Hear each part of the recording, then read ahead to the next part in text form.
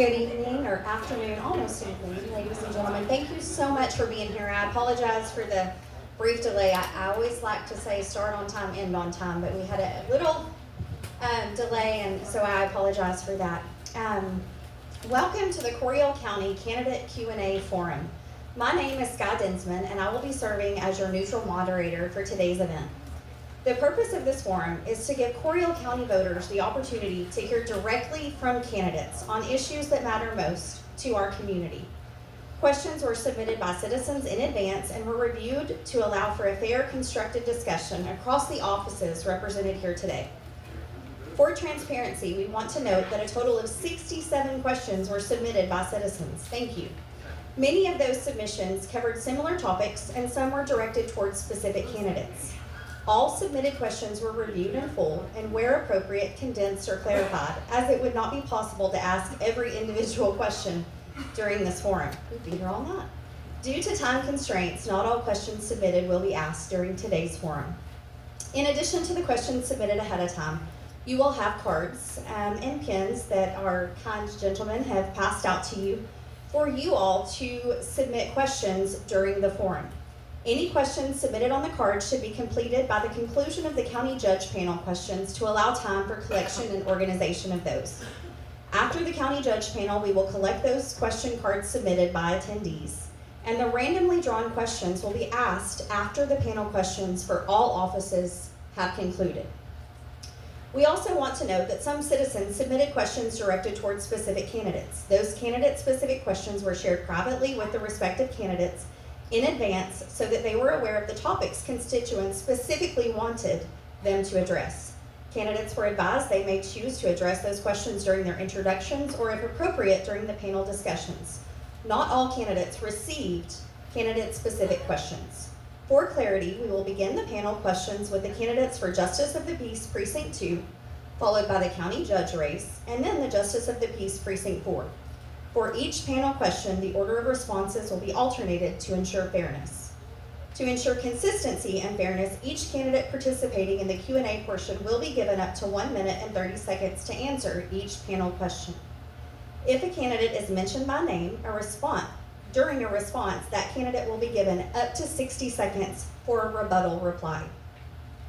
Each candidate will be given up to 2 minutes to introduce themselves at the start of their respective session. We are joined today by our timekeeper, Connor Landrum, who will assist in ensuring time limits are applied equally to all candidates. We appreciate the candidates for being here and the public for participating, and we ask everyone to remain respectful as we move through today's forum. At this time, I would like to introduce our county candidates that are with us today that will not be participating in the panel questions, but came to meet and greet with all of you. We only did who RSVP'd. We sent out all candidates, and so those that RSVP'd ahead of time, we know we've had several candidates come, and we're so thankful that everybody's here, but this was prepared ahead of time, so if you know me, I don't like to do things last minute. So we have Jennifer Newton, incumbent candidate for county clerk. If you'd stand to be recognized, please. Thank you. And we have Lisa Roebuck, candidate for district clerk.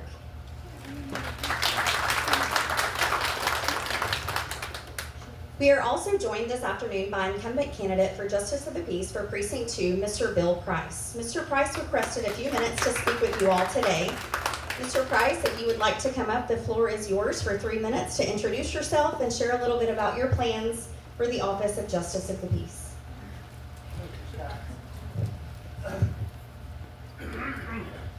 I'm Bill Price from Coppers Cove, and 31 years ago I made a contract. And if you want to read my contract, open the Old Testament to the book of Micah, chapter 6, verse 8. And what does the Lord require of you? That you do justice, love mercy, get it? Love mercy. It's working. That you do justice, love mercy, and walk humbly before God. Do justice, treat everyone the same. Everybody who comes into the court gets a fair shake, they get treated equally.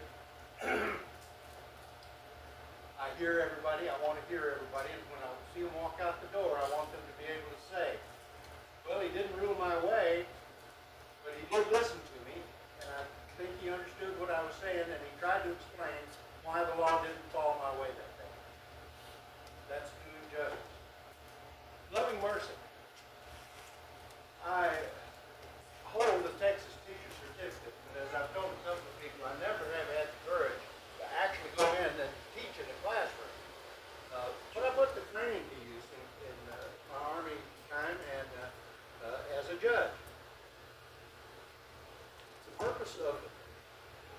judiciary should not be just crushing people. It should be to improve our society, and we can do that by improving the people that are here before us. There are alternatives to the crushing treatment that work much, much better. If someone comes in and they are too poor to pay the fine that I have assessed, then there's always the opportunity to do community service. Go out and do something for your community, and we'll have you supervised, we'll report it. The other way that I like to use is to give blood. If the defendant gives blood, and I don't care if they're poor or not, I will give them $100 off of their fine for a donation of blood, because that is a critically important service that they have performed. There are other things that we can do. We've got other places such as churches, civic organizations, and things that have projects that they need help on. We have people do work for them as community service. And then at the end of the day, I go home and I said, boss, how did I do today? Is there something you want me to do more of? Something to do less of? Teach me.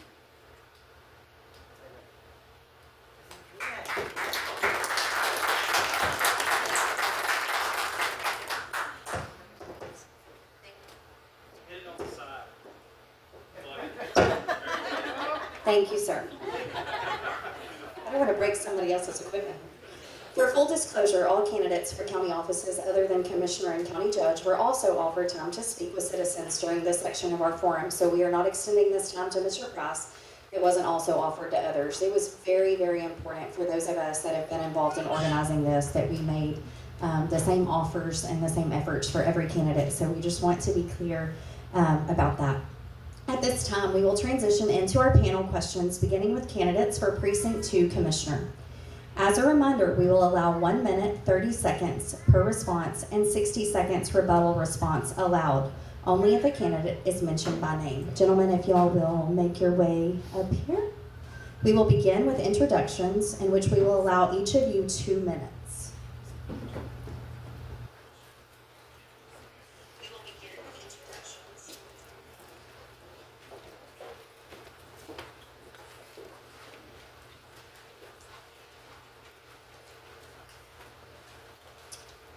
Mr. Nolte, would you mind doing the honors for going first? I promise we're going to alternate. I promise we're going to alternate.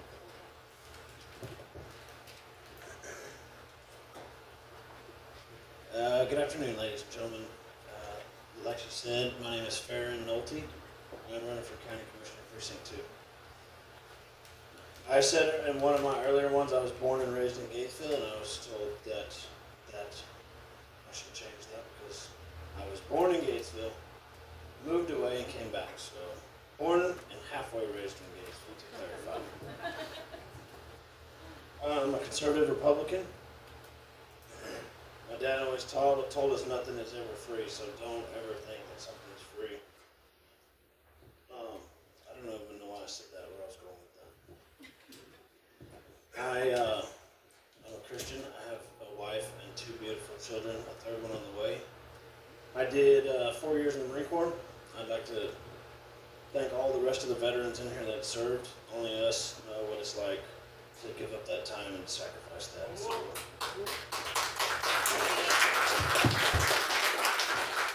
again, I'm Farron Nolte. Thank y'all for coming.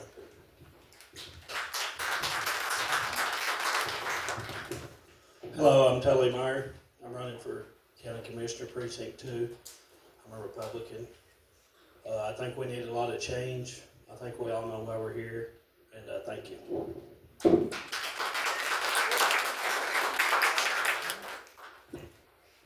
Okay, we're going to let the candidates have the floor for the rest of this, so I'll be over here.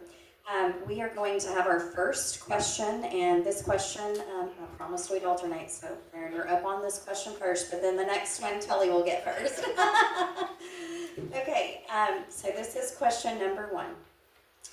And both candidates will be answering this same question.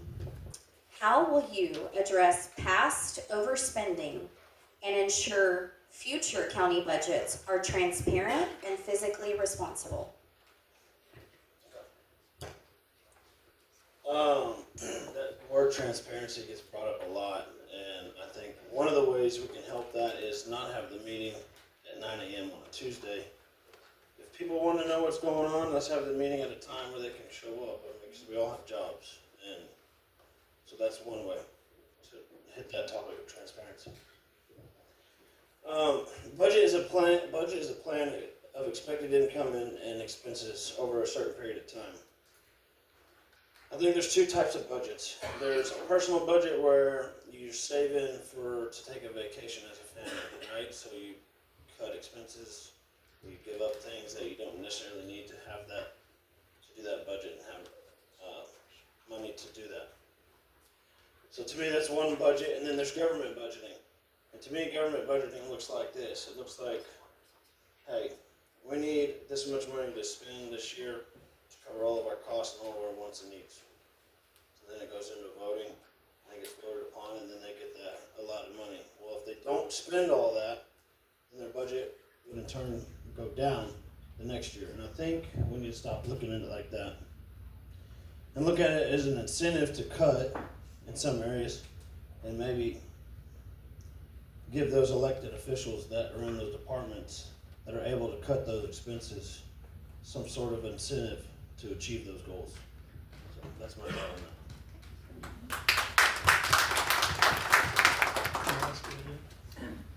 that. I'll be glad to. How will you address past overspending and ensure future county budgets are transparent and fiscally responsible? So the county budget, it's already pretty tight. They don't have a lot of room. There is some fat to trim, but every department is very tight. As far as transparency, I think we need to make the budget easier to read for the citizens. That way people know where our money's going.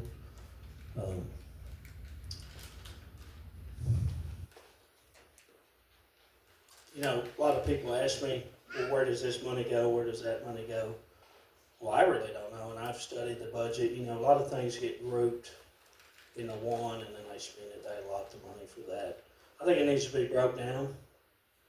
And as far as past overspending, what's done is done. We can only look forward. We're just going to have to do a better job of allotting the money where it really needs to go, who really needs it, and focus more on needs than wants. Thank you.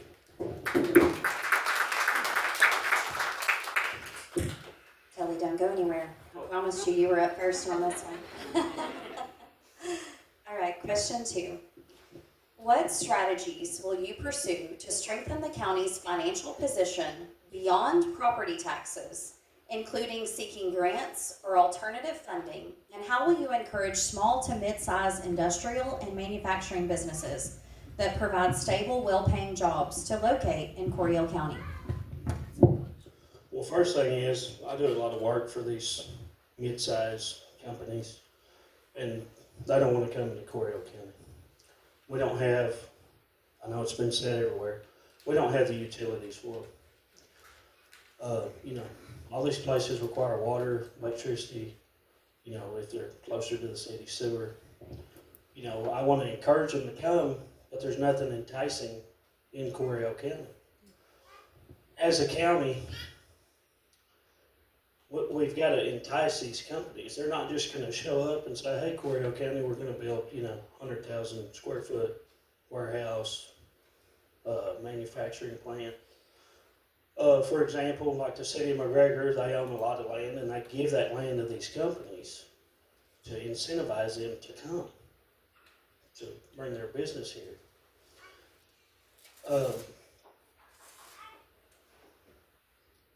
I just think the mid-sized companies aren't ready to come here yet. We've got a long road ahead of us to get them to come here. And, and we just gotta get everything straight. I could go on for 10 minutes about what we need to get done. I'm just trying to summarize it. Thank you. Okay, I just want to make sure. No, you're good. I just wanted to make sure y'all could see it. Of course I will. All right, I'm going to repeat the question. What strategies will you pursue to strengthen the county's financial position beyond property taxes, including seeking grants or alternative funding? And how will you encourage small to mid-size industrial and manufacturing businesses that provide stable, well-paying jobs to locate in Coryell County? That's a long question. And that one's very hard to answer.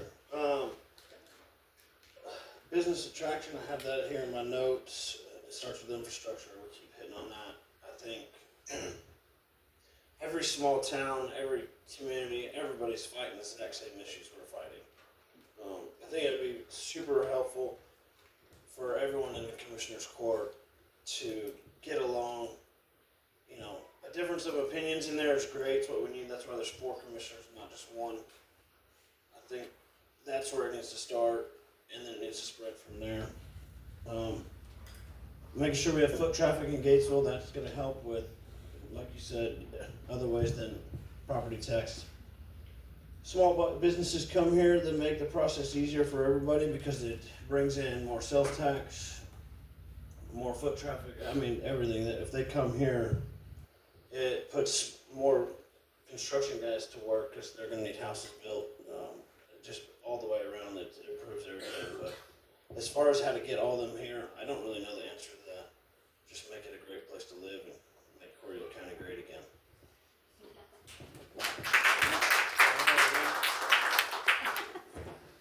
See, I knew y'all get the hang of that. All right, here we have question 3. What safeguards should exist to prevent conflicts of interest in budget and funding decisions?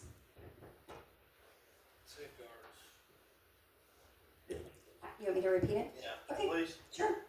What safeguards should exist to prevent conflicts of interest in budget and funding decisions? I mean, I think that one. God gave you the instinct to know what's right from wrong, and if it's wrong, you're gonna know it.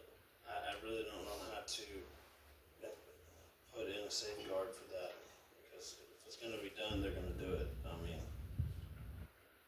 you know what's right and wrong, and do what's right.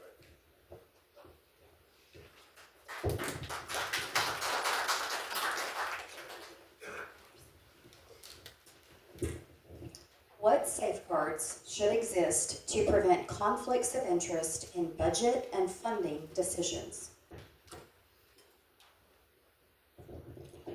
Yeah, I'm gonna just touch on what was already said. You know, we know what's right and wrong, and I haven't looked, but I'm sure there's some kind of policy to prevent that.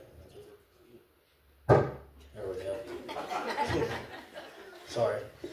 I'm sure there's some kind of policy for that. I don't know, but what's right is right, what's wrong is wrong, and you know, we just need a lot more common sense up there. I'm talking about in our race particular. I'm not calling anybody out, but anyway, thank you.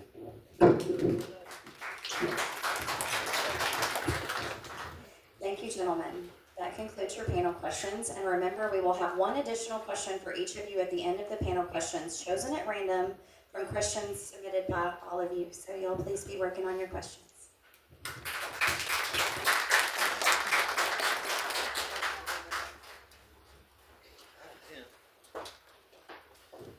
Thank you again, guys. Public speaking is not easy for everybody. So I applaud them and all candidates for being willing to get up and speak. So now for the introduction of our candidate for County Judge, Mr. Rob Irwin, if you would come on up here, please.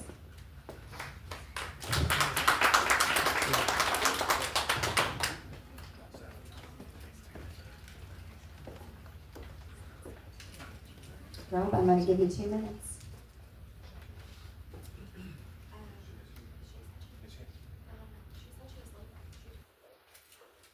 Miss Walton, did you, no, she is over there. I thought I saw her walking out. Is Miss Walton still here? No? No, she left. Okay, I thought she left, but thank you for checking. I was like, she told me she wasn't staying, so. Okay, thank you. No, you're fine. No, you're fine. Thank you My for name's Rob checking. Irwin. I'm running for county judge. I've been a lifelong resident of Coryell County. Is that better? Okay. Lifelong resident of Coryell County. after the first 2 or 3 days. I was born in Waco, but made my way home. Been married to my wife 48 years as of tomorrow. We have 2 kids, grandkids. My grandparents moved here in the early 40s, so 3rd generation Coryell County resident. I've been in business for myself. I was a first responder for Gatesville Fire Department for over 25 years, professional fire service at Fort Hood for just shy of 15 years. I left there, I had the rank of captain. Went in business for myself, I guess I'm a 14 or 15 year guy. I went in business for myself for 15 years in the trucking business. Got out of that without losing my skin. And my wife and I, early on, we figured out that I wasn't going to be able to make enough money as a GS4 or GS5 at Fort Hood to put my kids through school. Our goal was to put our kids through college without them owing any money at the end of the college. So I had a buddy that got into the trucking thing, and I made the mistake of going with him, and I was hooked. I mean, 2 things I wanted to do when I was little. I wanted to drive a truck, and I wanted to be a fireman. I've been fortunate enough to be able to do both and make a living at doing both. I can't say. Anyway, our kids were able to graduate college. My daughter graduated with a master's degree. They both have good jobs now, and they're putting their kids through college. What else? I worked for a construction company out here, TTG Utilities. Started out hauling equipment for them, and the last 7 years I was there, I was in management. School board, 2 terms. I worked budget oversight was my thing on the school board.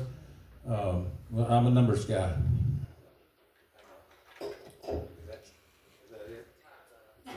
I'm done. You don't get to go anywhere, and I'm sorry, you don't get to alternate. You got to go first every time. Okay, so now we'll go to the panel questions portion of our Q&A. Question number 1. How do you balance county needs with public concerns, particularly when budget cuts have impacted road projects and employee raises? Well, you have to look at the big picture. The county has to operate just like you have to operate your house. We have a certain amount of money available, and that's it. We have to budget around that. We'll start budgeting early in the year with needs. I plan on visiting every department head. I want to see, I don't want to tell me what the budget's about. I want them to show me. I want to see what we're doing with the money, where it's going. Do they have any idea how we can cut the budgets? But I don't want that to be presented to the commissioners at the last meeting. I think we need to have a lot of time to work on that. Roads, you know, my feeling on that, we have a tremendous amount of money invested in roads, chip sealing, seal coating, whatever you want to call it. We have to preserve what we have before we build new. Coryell County is very fortunate to have these seal coated roads out on the county roads.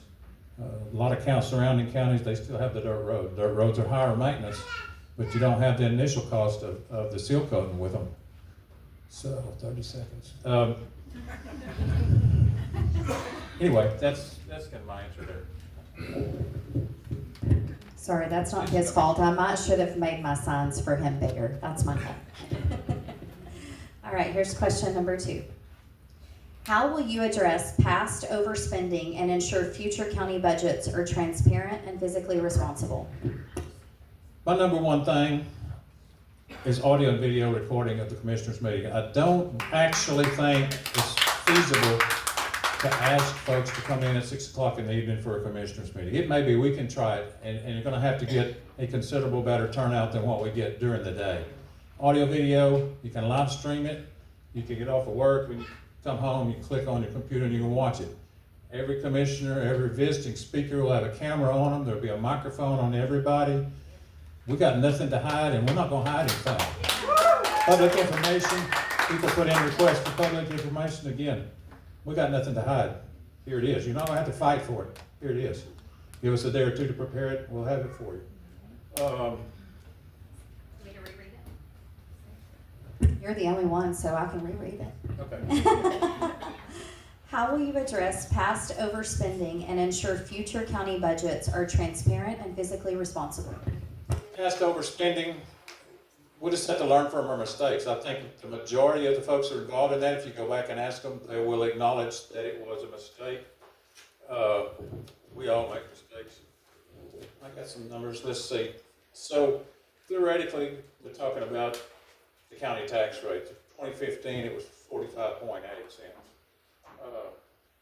It jumped to 2019, it's 56.3, 53.11, and 21, 46.6, 22 is 42.8, 23 was 39.9, working its way toward the historic low.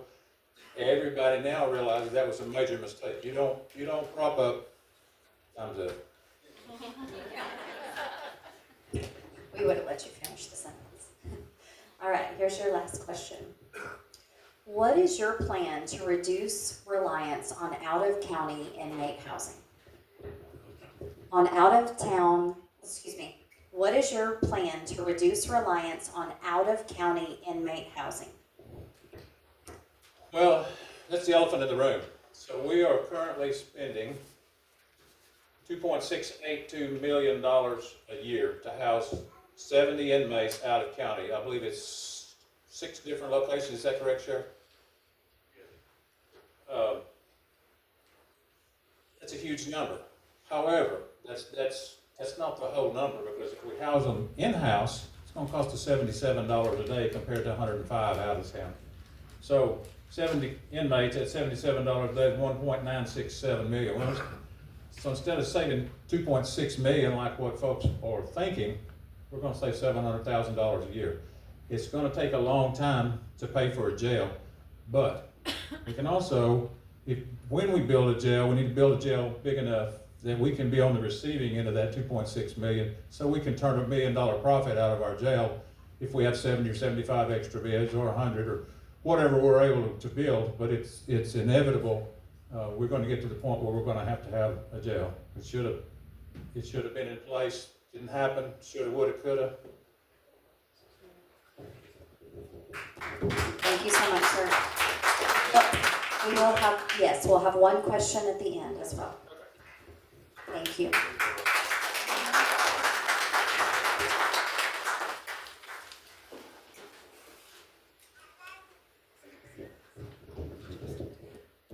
At this time, they will begin collecting the question cards for our random draw questions that we will do with all commissioners and the judge candidates following the panel questions for Precinct 4. So if I could get my Precinct 4 commissioner candidates to come on up to the front, please.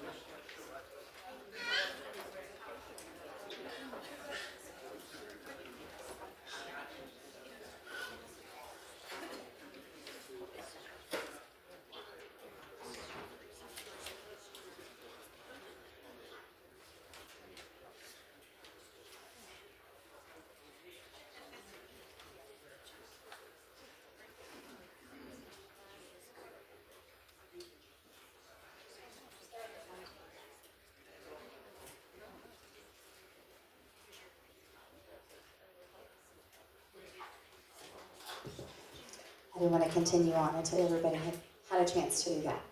Okay, at this time, and without further ado, we are going to introduce to you our candidates who have chosen to be here with us today for Precinct 4. Gentlemen, you will each have 2 minutes for your introduction. And Mr. Ashby, as a former commissioner, would you mind giving us the honors of going first? And same rules apply. They're going to alternate. Okay, I'll go first. I'm Ray Ashby. I'm running for Coryell County Commissioner, Precinct 4. I was born in Flat, Texas, and born in the old hospital over there on Lutterlow.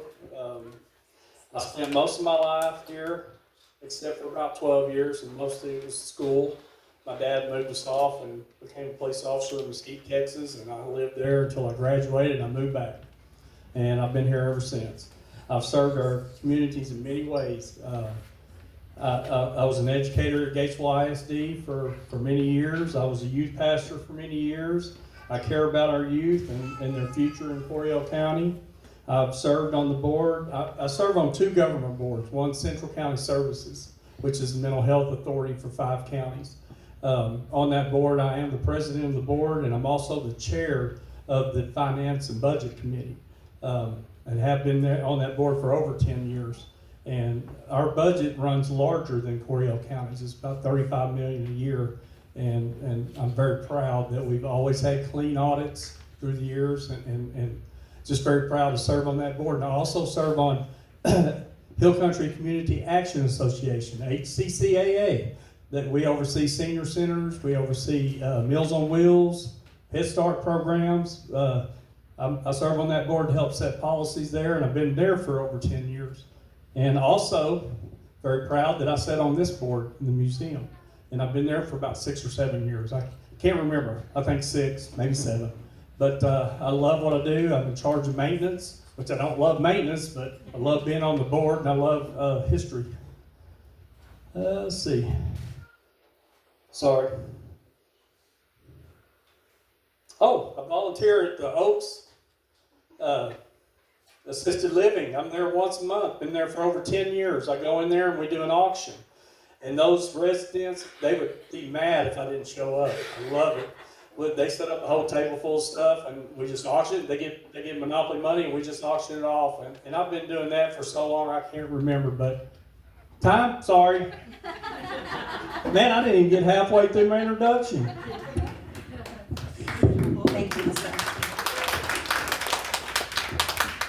Justin, would you mind going next, please, sir?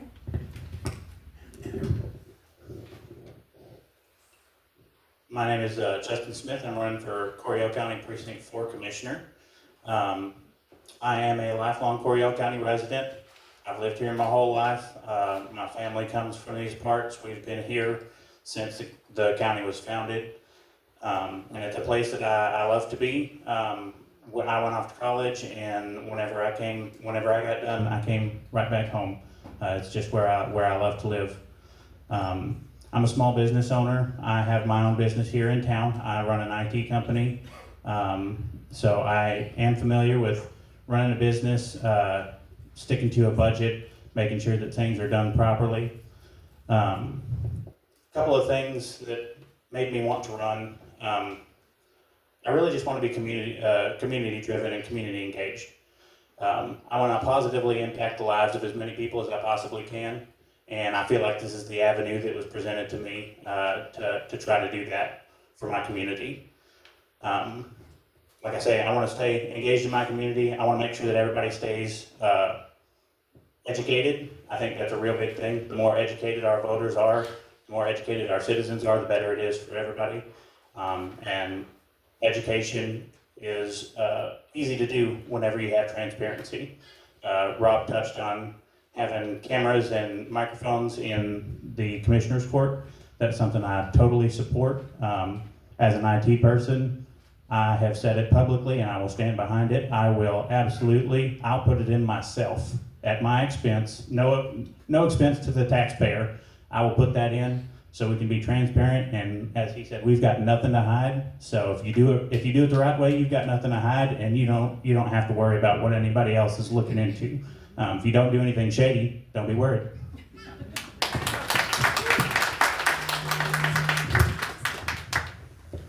Mr. Coryell Starkey. Thank you. Hope everyone's doing all right tonight. My name's Coryell Starkey. Born in Slidell, Louisiana, like my dad told me. He said, we got you to Texas as soon as we could. So I've been here 62 years or so. Been married 45 years this year. So my love is died, and we're still going. Oh, Mike good? Hit the setup. So, after 45 years, got 2 kids, grandkids, and we live here. I've worked for TxDOT for 23 years. I built houses, operate equipment. Got a little business on the side that I don't do it anymore. I finally decided to quit all that. I don't do any of that. I was on first responder for 23 years for the state of Texas. It's called out all hours of the night. I was responsible for all the budgets in Coryell, Hamilton, and some of Bell County TxDOT budgets solely audited every month to other month. Just whenever they come in, I did it. When I got to Austin, I was up there. I was a specialist, Some of the contracts I took care of was $14 million, and I was responsible for every penny of it. Audited. I took care of all that. We got rebuilt several roads here in our county. 84, 190, you name it, I've done just about everything. Some of the things that I like to do, I like to fish, and I like to camp, and like to hunt, but I'm not able to do a lot of that stuff. We got grandkids that we go watch, and that's on the back burner now. So I'll go when I can. Being called out all hours of the night for 24/7, Randy can attest to this. I was in Carlsbad, New Mexico, and we had a flood, and the bridge was plugged up down at Mother Neff Park. Well, Randy was on the radar, getting everything out. Okay, thank y'all. That's it. Thank you. Now we'll move into our panel questions. The same timing and response rules apply. Do y'all need me to repeat those? Are we good? Minute and a half for your response, 60 seconds if there's an immediate specific rebuttal. Okay, so we will start with question one. I think I'm back feet from that, sorry. Thank you. We're going to go in this order for question one, Ray, Justin, and Carol. So Ray, this will be your first question. What is your long-term strategy for expanding the tax base without overburdening homeowners? Long-range planning comes in to mind first. We've got to get a plan together and stick with it. Could you repeat that question? Sorry. I apologize. I'm sorry. No, you're fine. What is your long-term strategy for expanding the tax base without overburdening homeowners? Infrastructure. We've got to get infrastructure in so we can get subdivision in, get housetops in, get businesses in. That would be it. I mean, just plain and simple. And we got to get a plan together. We got to start now.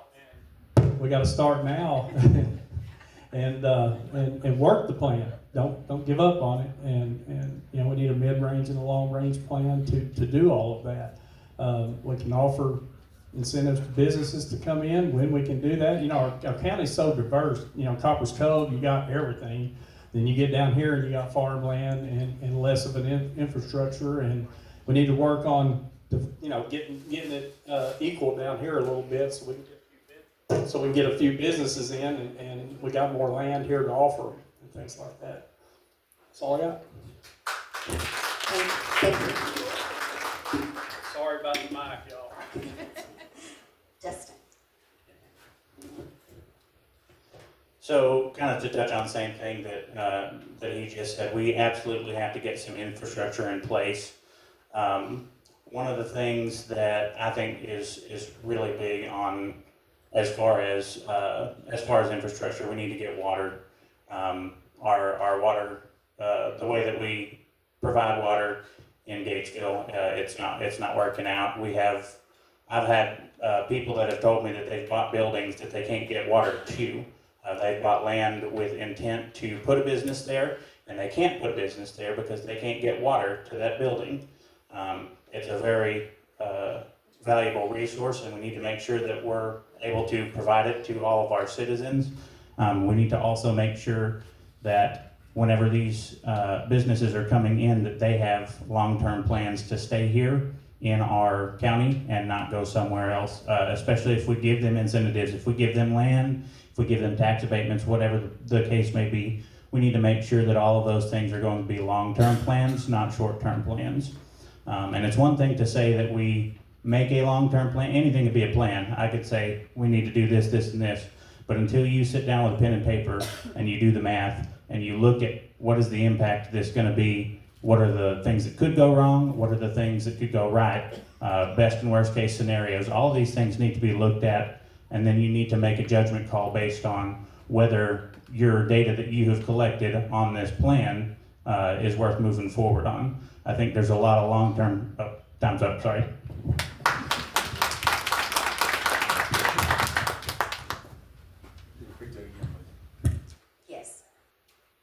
What is your long-term strategy for expanding the tax base without overburdening homeowners?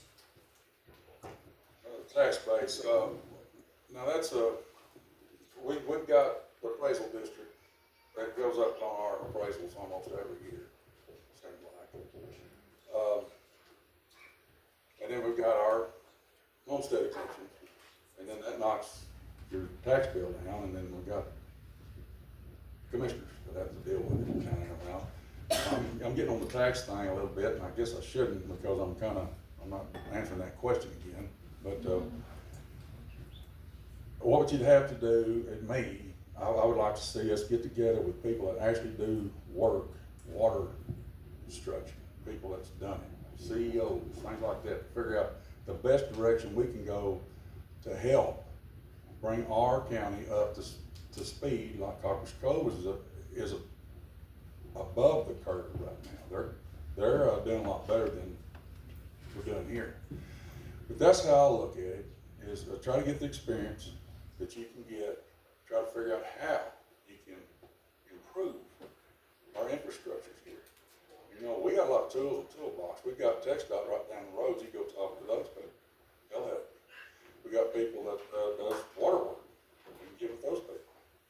So that's kind of how I look at it. And as far as the tax is concerned, is only do what you need. If you don't worry about your wants right now. We got to take care of our needs first. And after we get our needs done, then we can start looking at the wants and see what's more important. That's about it.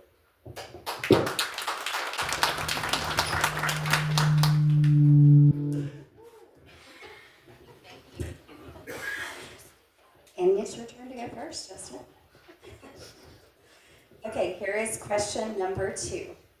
How should the county coordinate with cities and special districts to support infrastructure planning and grant opportunities?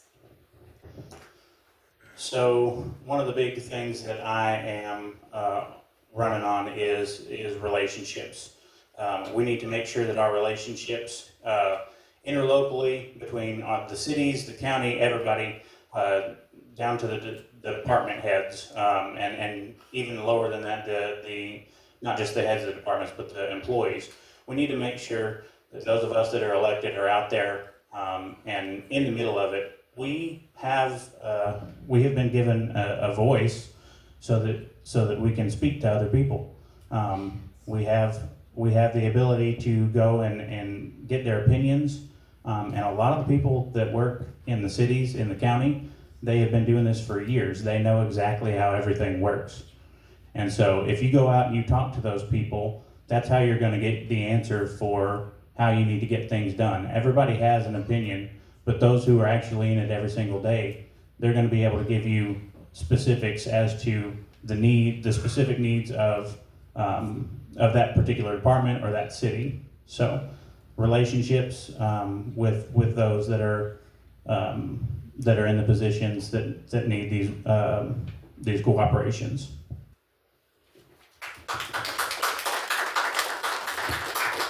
Well, you're up next. Take that, please. Of course. How should the county coordinate with cities and special districts to support infrastructure planning and grant opportunities? Well, I've had a little experience with it, with working with state representatives and things when we've had issues on the highways. I think what you need to do, worked in the past, is get everybody that's involved together. Everybody. You know, we've got lots of experience here in our county, and we just need to utilize all that. Get the folks together that actually do what we want done and figure out a way to get it done the most economical way that we can. Now, could you repeat the last part of that, please? How should the county coordinate with cities and special districts to support infrastructure planning and grant opportunities? Infrastructure planning has to be done through an engineering firm that's wanting to do the infrastructure of the subdivision. Make sure that we've got somebody out there looking after how they're building these roads, are these roads gonna, last? Is the water being installed correctly? You just have to get in your toolbox, get everybody together that knows what they're doing, and put your ego aside, and let's go forward with this county. Thank you.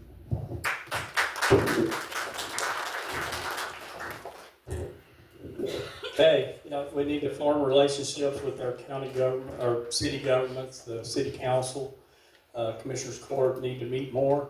I've always said that. I do know a lot of people on the councils, and would love to work with them about moving forward with any grants that they have, any collaborative grants that they have. 90th legislative session is coming up in 2027, and I'm going to be watching for bills, watching for grants. We do a lot of grants through Central County Services. Matter of fact, benefited Coryell County millions of dollars back in the past through Central County Services through grants. So we're going to be working in that direction too. So as far as infrastructure, there's like I forgot what you call it, there's a quarter of a mile outside the city limits that is written off for working together with Gatesville, working together with Coryell County and infrastructure and subdivisions, and we need to get with them and see what we can do about it. Thank you.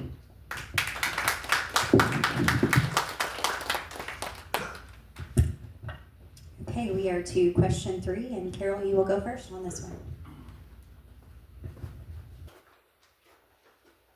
How will you address past overspending and ensure future county budgets are transparent and physically responsible?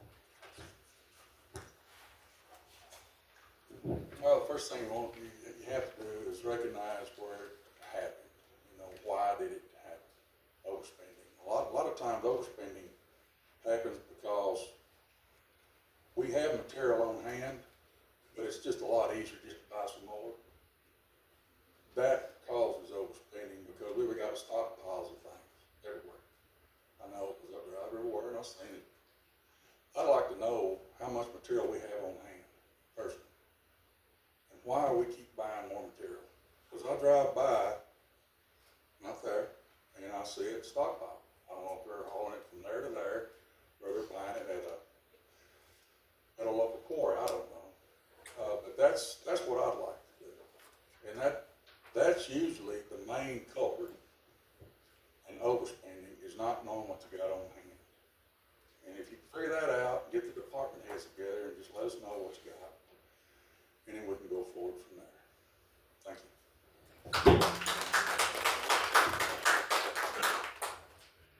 you.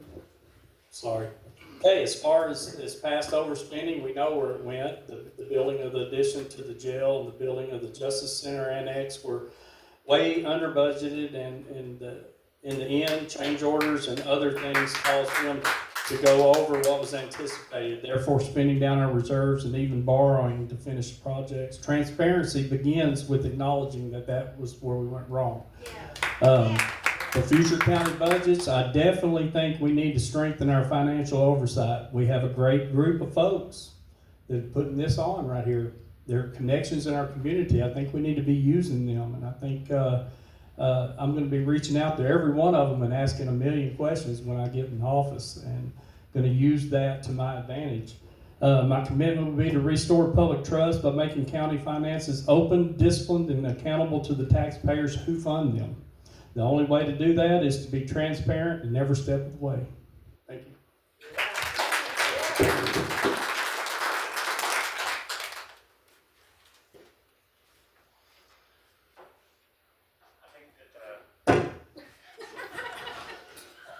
I think that the way that we can address that is looking into historical data.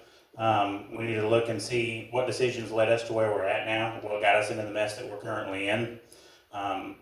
And one thing that is great about other people making mistakes is that you can learn from others' mistakes, not just your own. So we can learn from those mistakes that were made by others. We can formulate a plan to fix the mess that we're currently in, and then we can put some safeguards in place to try to make sure that those mistakes don't happen again. That really needs to, that last part really needs to be in place. As mentioned before, transparency will go a long way with that. We do have, I think what we could really use is making it so that a lot of the all of the financial reports, the budgets, the things like that. Jennifer does a really good job of keeping everything updated on the county's website. But a lot of that stuff is really hard to read just because of the way that the state requires it to be published. If we could have multiple different ways of publishing that to where it's broken down a little more, or where we can look into it and we can see and more easily decipher what's going where. That would keep everybody educated, and that would help people to understand exactly where all that money is going, and then we would be able to make a better plan from there.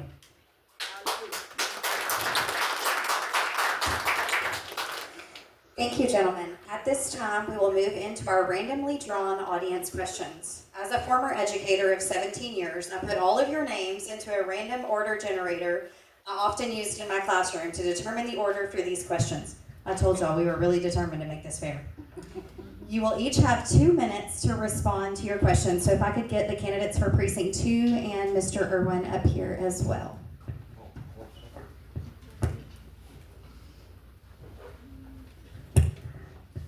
You can actually stand up because my random name generator picked you first.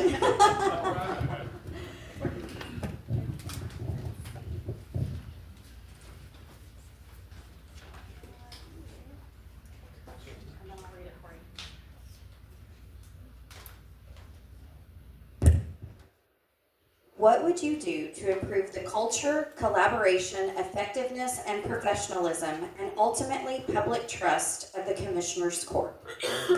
Well, it's that T word, it's transparency and integrity too. You gotta have it. If you're saying something and going off and doing totally opposite, that's not good. So that's one thing, is transparency and integrity. Changing the culture would be welcoming other ideas, new ideas from the new generation coming in. That's the hardest thing for us, my age, and only a little younger maybe, is to let the new thinking come in. You've got to do it, because we're not going to be here. You know, just keep circling around. We're just visiting on this planet. So we need to be open to that and get ready for 10 years, 20 years, 30 years, 40 years down the road. So that's how I look at it. Mr. Ashby, you're up next. Oh, sorry. Or I'll pick it for you, whatever. Oh, pick one. Yeah. Can I fix those? Do you want me to read it so they can hear? Yeah, well, let me read it. Okay.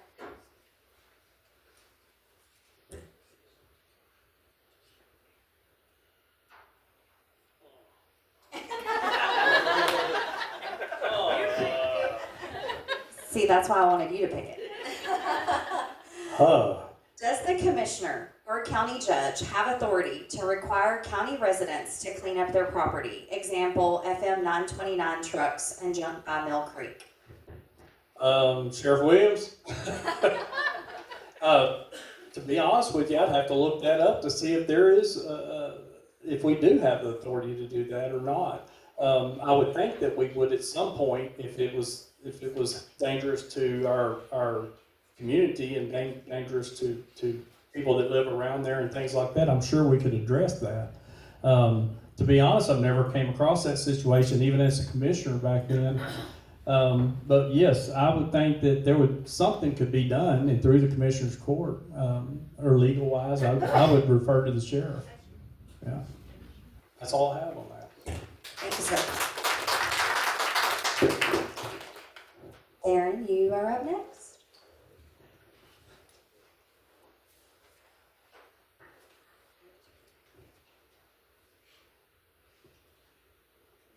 No, that's not. I'm gonna make an executive decision. That one, we're not gonna bring up people that aren't here. Oh, wait, give it that button. Good, here's another one. So you got two.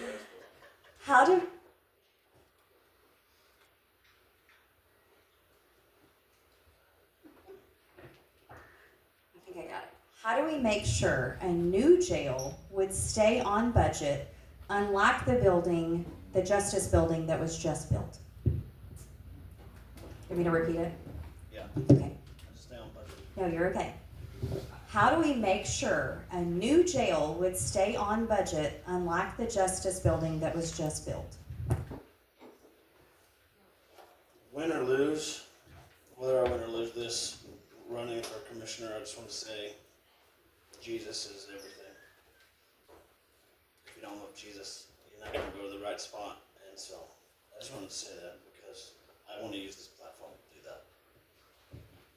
We build custom homes. When we get a bid for a job for a custom home, you don't always want to pay them up front because they won't finish the job. I don't know why it wouldn't work in the same aspect as that. And so when you budget for it, I'm sure there's a timeline. If you budget for a new jail now, it's not going to be built tomorrow. It's going to be 5-10 years from now. Costs are going to go up, so we need to anticipate for a 5-year increase or decrease, which is not going to decrease, it never has. So plan ahead 5 years ahead, 10 years ahead, and expect it to go from 31 million to 41 million and prep for that. And be ready for a $41 million jail, not 30. Thank you. Kelly.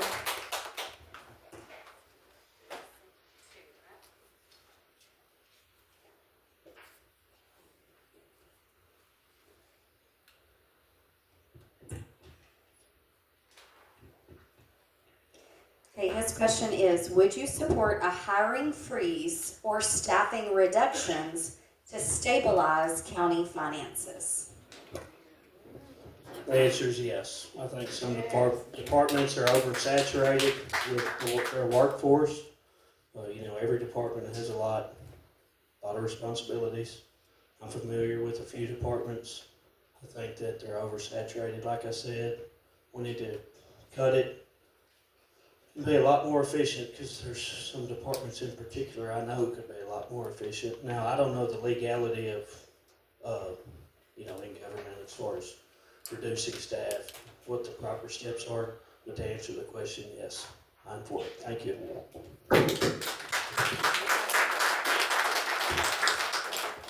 Okay, Justin, you are next, and the other, no, I can ask that, because you haven't given your specific stance, so there's only one that's from here, so.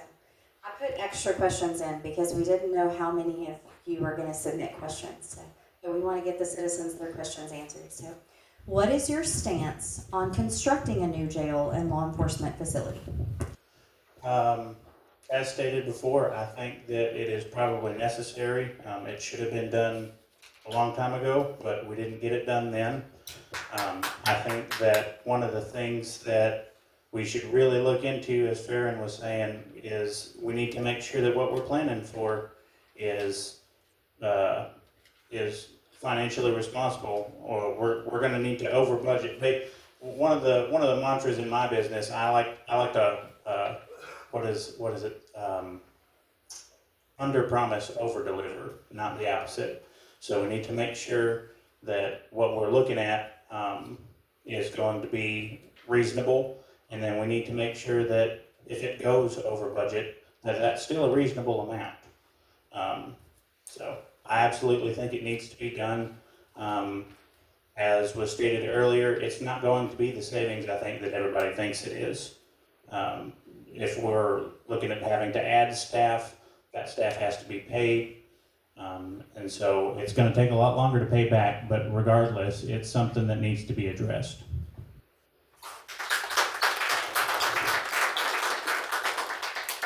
Thank you. And Mr. Irwin?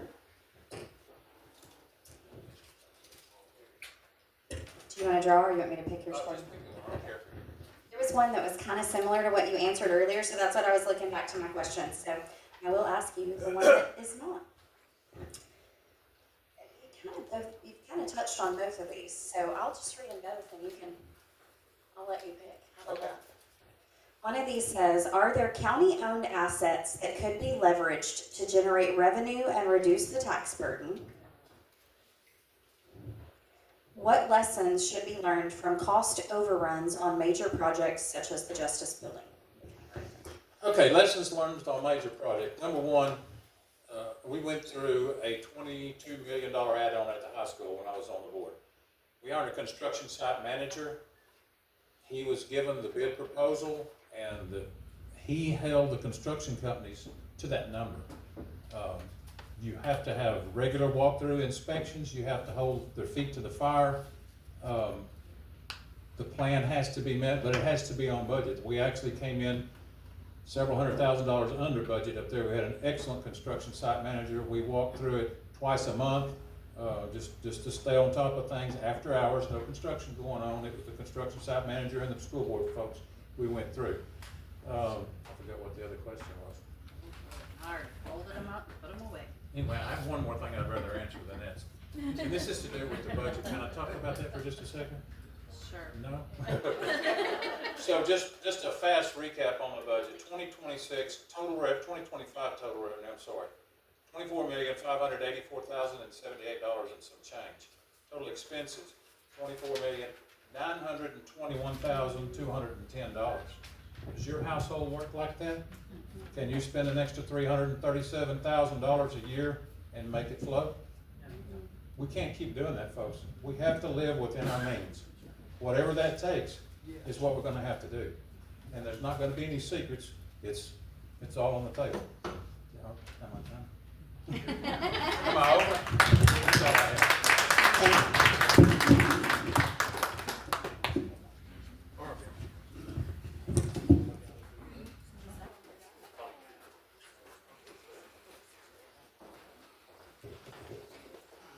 This concludes the question and answer portion of today's forum.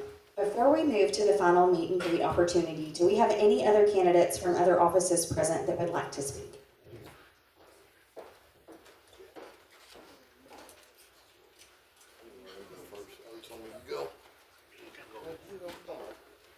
Okay, we're going to give the candidates that choose to come forward during this time, Connor, we're going to give them 2 minutes.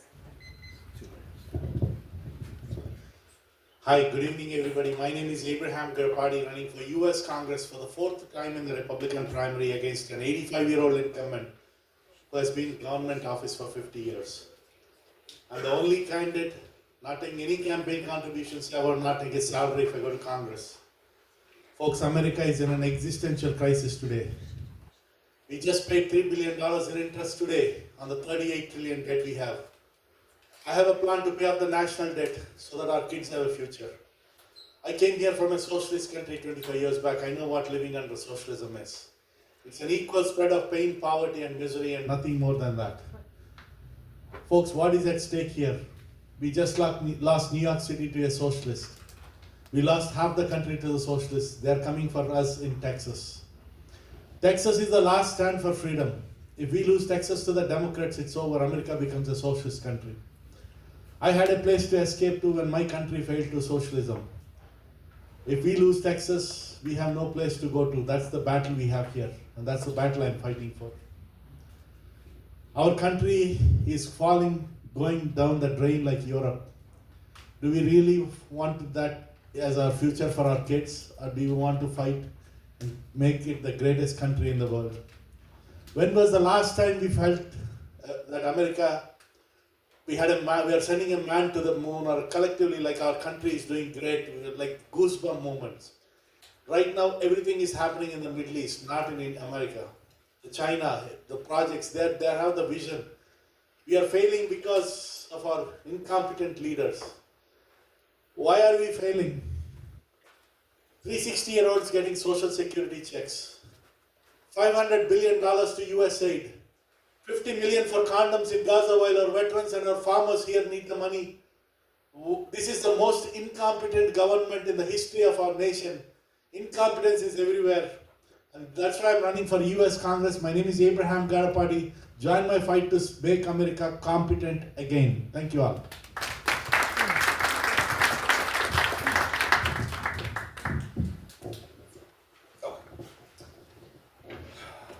Good evening. My name is William Abel. I'm running for Congress. First off, I'd like to thank the organizers for putting this together. I'd like to thank everybody for coming out and being here tonight. And I'd really like to thank everybody who's running for office for actually putting yourself online and doing this.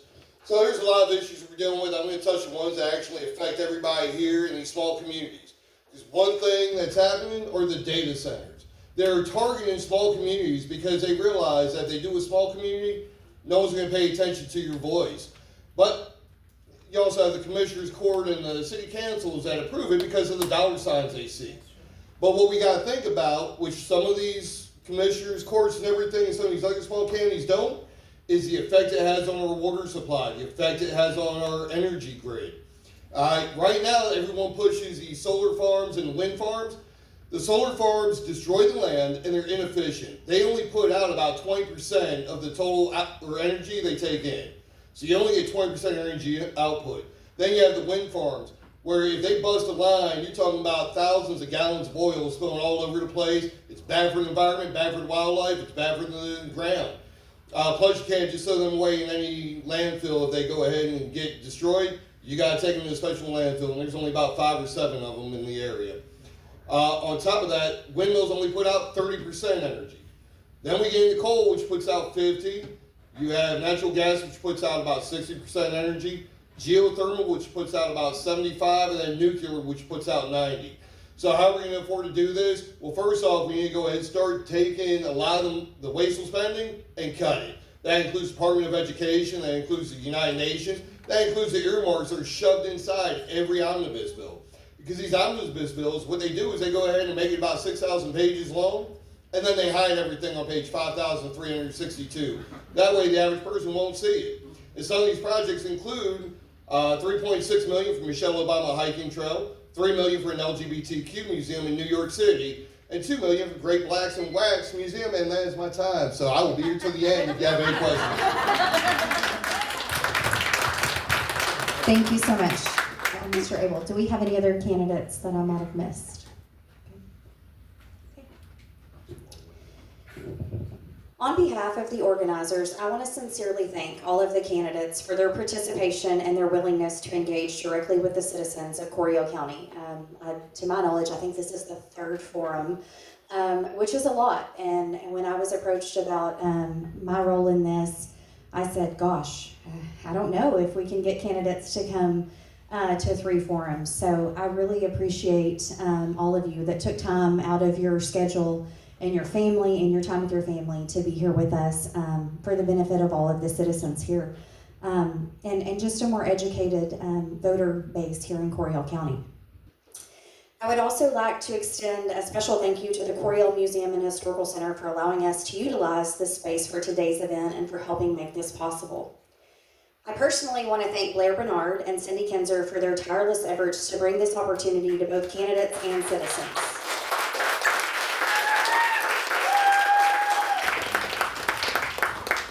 Blair first began talking about this last July, so much has gone into this long before these ladies asked me to come on board as your moderator for this evening. So thank you for giving those ladies a round of applause, because I assure you it's much deserved.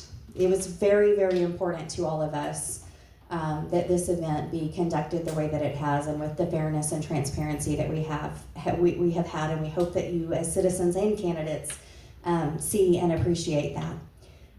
We appreciate everyone in attendance for taking the time to be informed and to ask thoughtful questions and to participate respectfully in this process.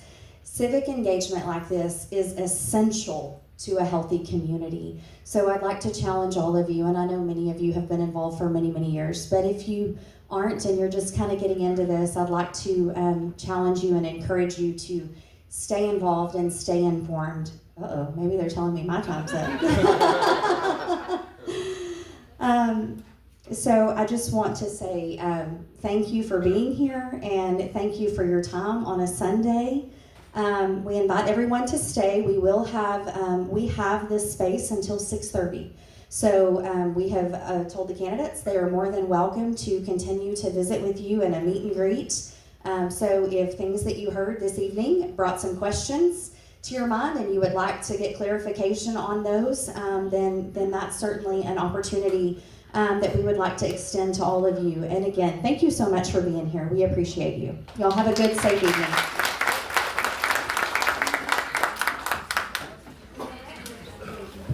Oh, and thank you to my amazing timekeeper, Connor.